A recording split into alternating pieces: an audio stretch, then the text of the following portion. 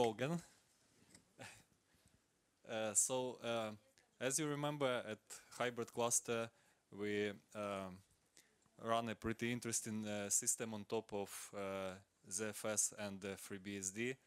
And as such, we have a lot of concurrent operations that like both file system operations, like reading files, renaming files, and whatnot, and also ZFS dataset operations like creating snapshots, sending streams, receiving streams into sometimes into live file systems, rollbacks, and mounting, unmounting on file systems.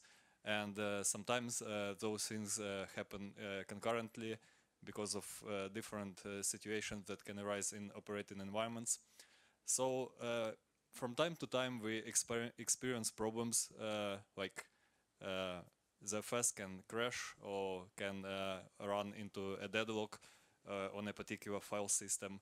Our software handles such situations well. There is a fallback, fallover to a different file system, but we still analyze the problems and try to fix them so that to minimize unnecessary failovers and possible interruptions in service that can arise.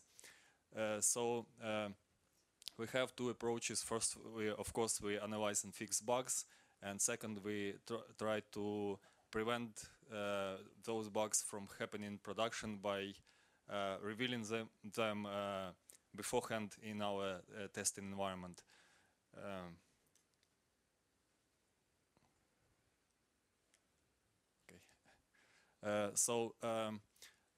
To try to provoke bugs, we first use like our own system as a stress testing tool.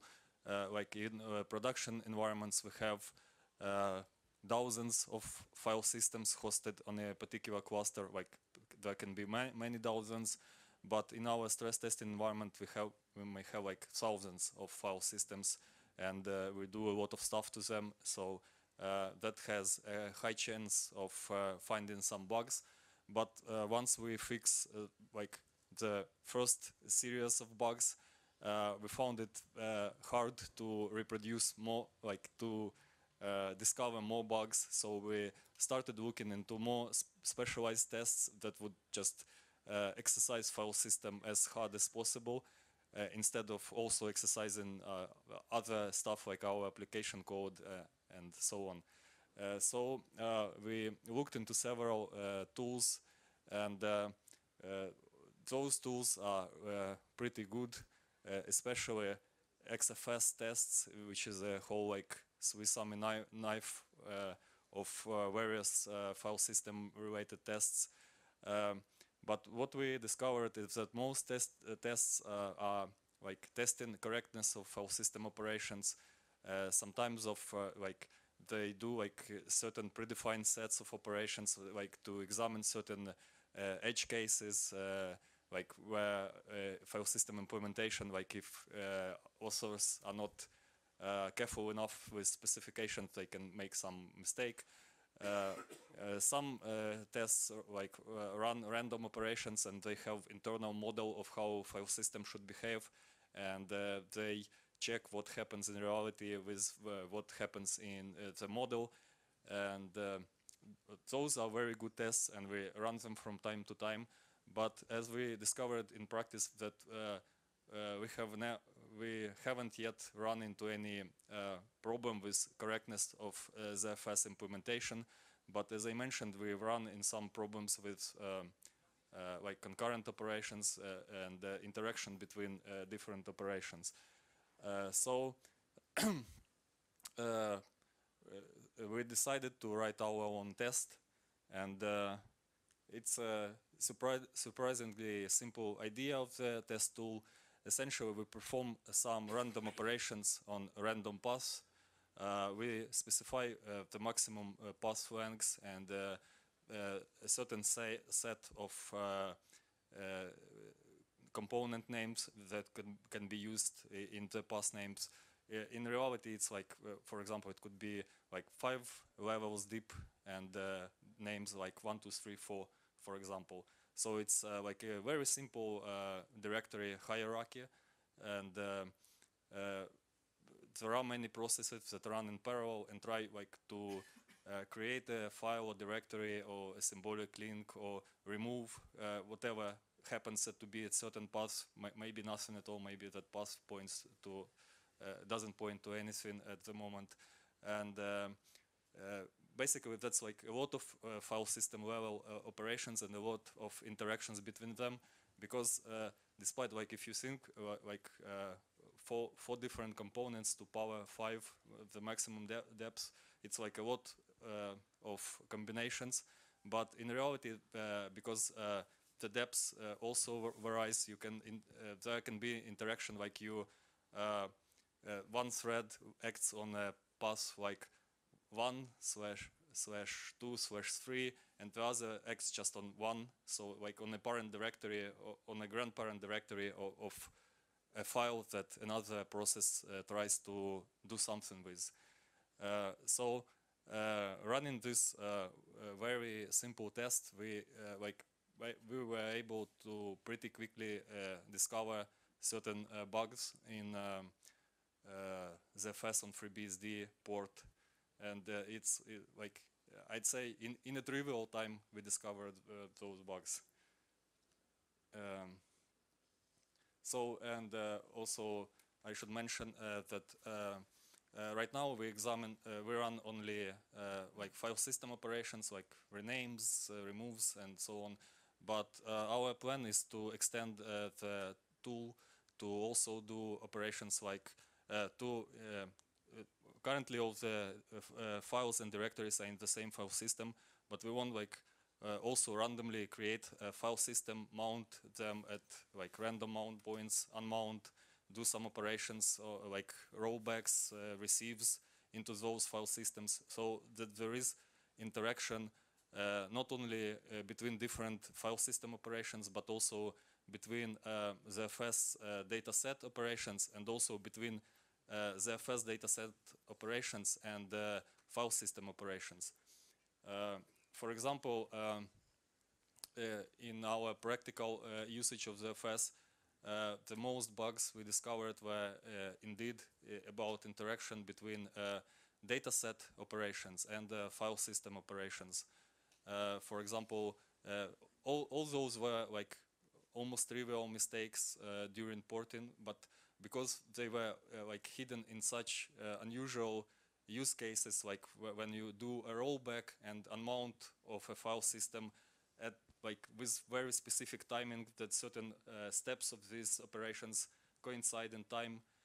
Only in this case you like run into some code path where you access a pointer that points to a freed memory and stuff like that. Also, we had a problem where access to a memory mapped file and the rollback of a file system also would deadlock with each other. Also a porting issue, but not a like trivial mistake.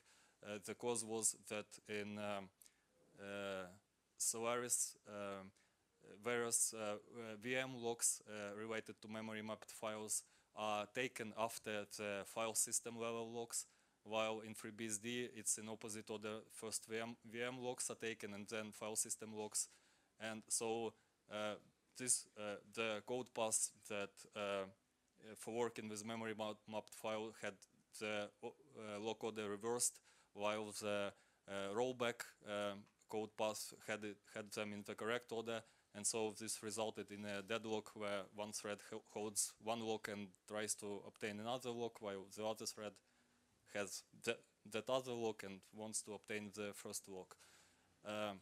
So that's like I'd say that's a specific class of bugs that are present, that were present in FreeBSD port of the FS.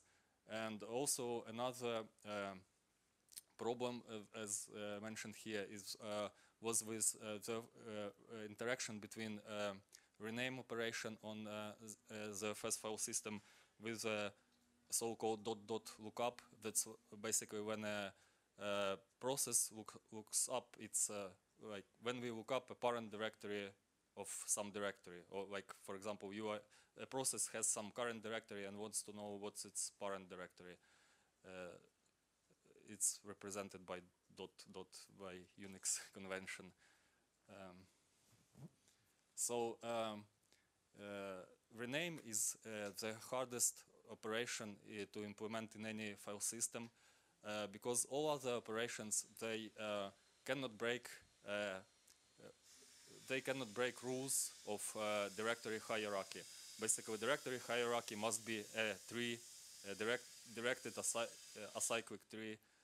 So other operations like creating a new directory obviously cannot break this because new directory would be a leaf of an existing directory. So no, like the hierarchy cannot be broken. Also, removing a directory, as long as you don't allow to remove a non-empty directory, you always like, if it's empty directory, it's a leaf directory, so nothing is broken. But rename is also like, it's also, the name is rename, but you can not just change the name of an entry, but you can place it to a different, move it to a different directory. Basically, you can reparent a directory.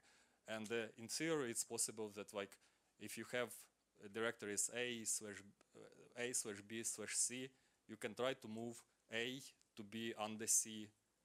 And if a file system implementation allows that, you would have like, here you would have a loop where a directory is its own descendant, and that loop would not be reachable from other directories. So it's like, would be some sort of orphaned loop. And let's say in a single threaded implementation, it's quite easy to check for that situation and to avoid it. But when we have multiple threads acting on the same directory structure, it's possible that like, if you're not careful enough, if you don't have proper locking, at one moment you run a check and the move is okay, like the directory is moved to correct place, there is no loop. But after you made this check, another operation runs and changes directory hierarchy in such a way that when you proceed with the original operation, you would get a loop because something was also moved, and you are now in a different place in the file system hierarchy. So there needs to be a careful locking, and essentially what all file system implementations that I've seen do is that they lock either source or destination directory and walk through vnodes, through parent vnodes, and lock each of them. And so that the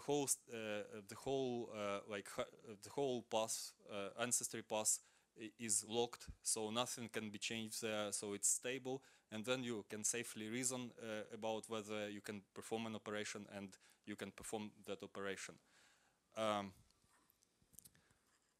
The problem on FreeBSD, there is a hard problem because in FreeBSD the locks on vnodes are always acquired in the top-down order. Basically, if you want to lock more than one vnode in one thread, you first have to lock a like parent vnode, and then you can lock its child vnode.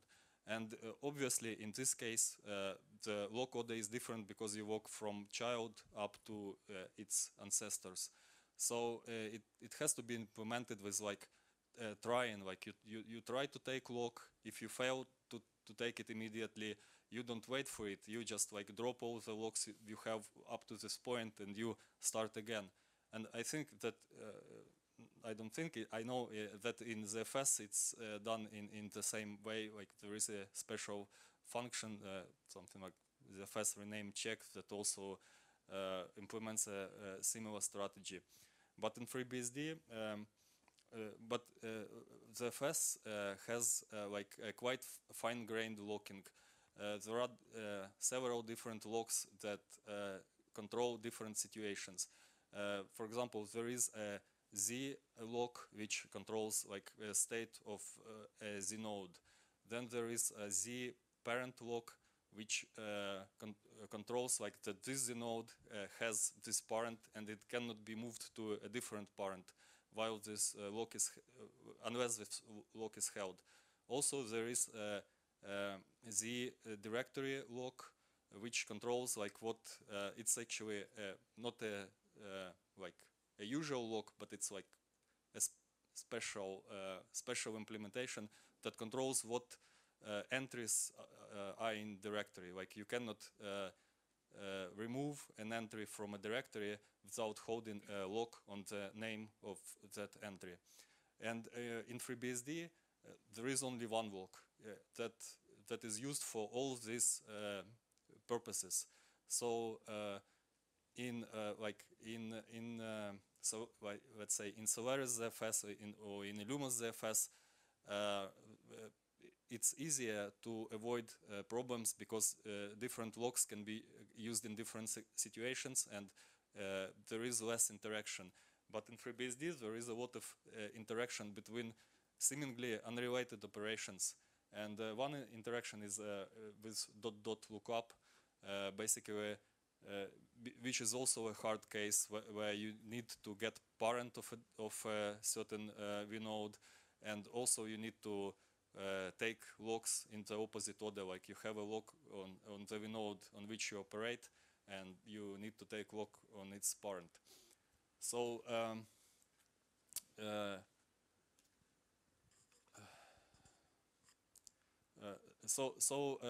when we run, when our stress tool discovered this problem, we started looking hard into how to fix it, and it turned out that fixing it was not a very simple task without major changes, because what happened during porting is that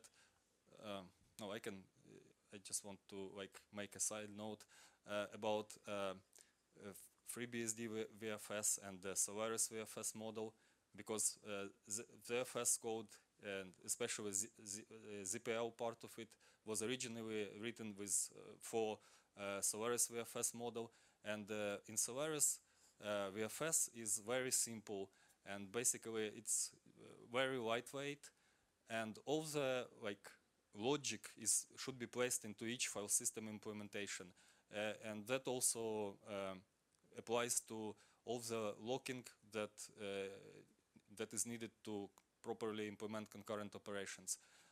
On the other hand, in FreeBSD, VFS tries to do a lot of things on behalf of the file systems, so that the file system implementations could be simpler, and all the like hard tasks are handled in the common VFS code. And so also a lot of locking is done in the VFS layer, but it's not possible to move all the locking into VFS layer. So some locking must be also done in file system implementations, and VFS layer expects that the file system implementations do the locking in a certain way, using like certain locks, and that certain rules, certain contracts are obeyed. Only in that case, the FreeBSD VFS and the file system implementation would interoperate correctly. What happened during porting is that the original ZPL layer already has all this fine-grained locking that I mentioned, and it works pretty well. In addition to that, there is already FreeBSD VFS locking, which also does its job pretty well. So in 99% of cases, like FreeBSD VFS locks were taken as they should, were used as they should, and ZPL locks were just practically redundant, because there was no contention on them, because VFS locks already served the main function.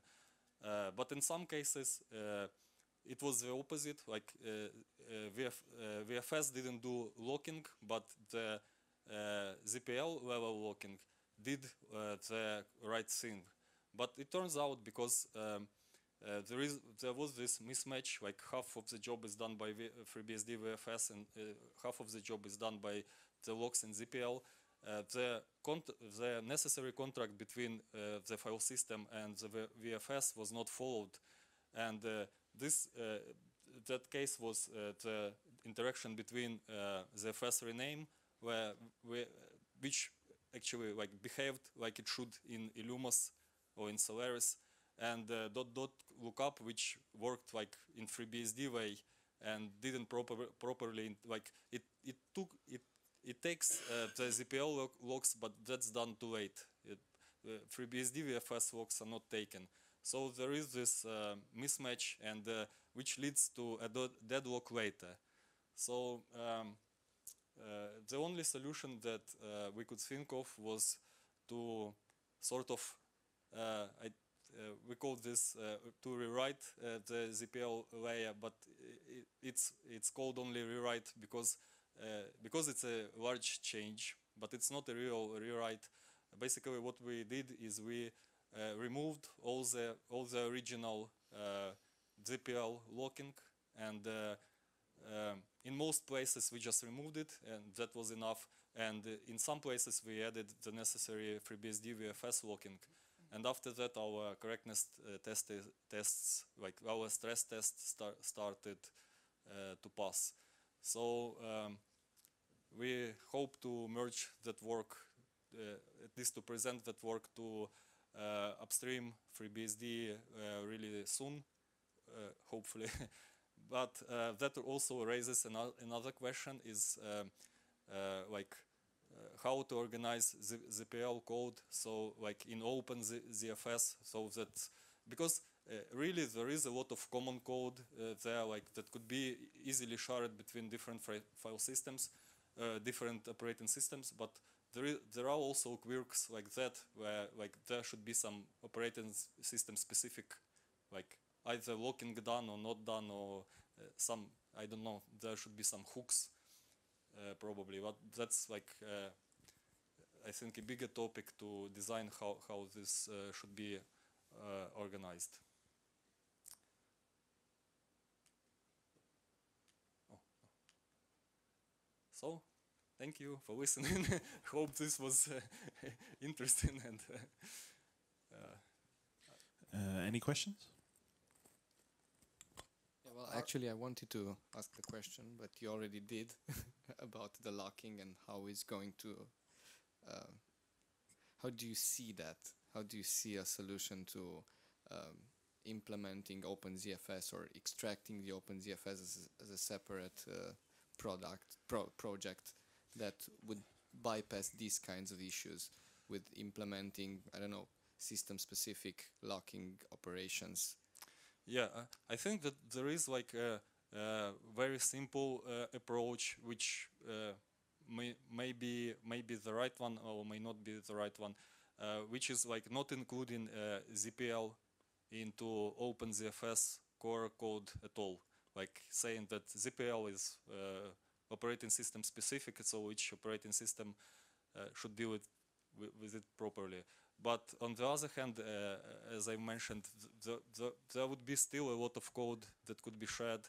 So it's maybe there could be like maybe the ZPL layer could be split into two layers, like one layer that deals more with VFS things, and the other layer more oriented to interacting with DMU, like starting transactions, for example, calling DMU operation, aborting transaction, retrying, things like that.